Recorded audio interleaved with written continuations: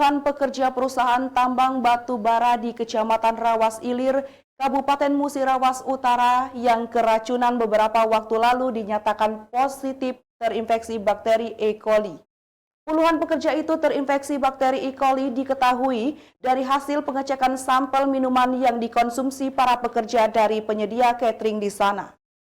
Kepala Dinas Kesehatan Kabupaten Muratara Dr. Aryo Saplis melalui Sekretaris Dinas Tasman Majid mengatakan keracunan yang dialami para pekerja itu berasal dari penyebab biologis bukan kimiawi.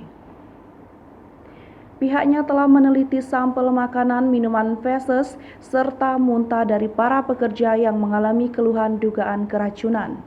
Sampel makanan dan minuman diteliti di Balai Teknik Kesehatan Lingkungan dan Pengendalian Penyakit PT KLPP Palembang. Sementara, sampel feses dan muntah diteliti di Balai Besar Laboratorium Kesehatan PPLK Palembang. Ia menjelaskan, E. coli adalah jenis bakteri yang umumnya hidup secara alami di dalam usus manusia yang bersifat simbiosis mutualisme atau saling menguntungkan. Manusia diuntungkan karena E. coli menghasilkan vitamin K serta membantu pada proses pembusukan sisa makanan yang telah dicerna tubuh sehingga terbentuklah feses. Dan terdapat beberapa jenis dan kebanyakan tidak berbahaya, namun sebagian dari antaranya menghasilkan racun yang dapat menyebabkan infeksi usus serius, mengakibatkan diare, sakit perut, dan demam.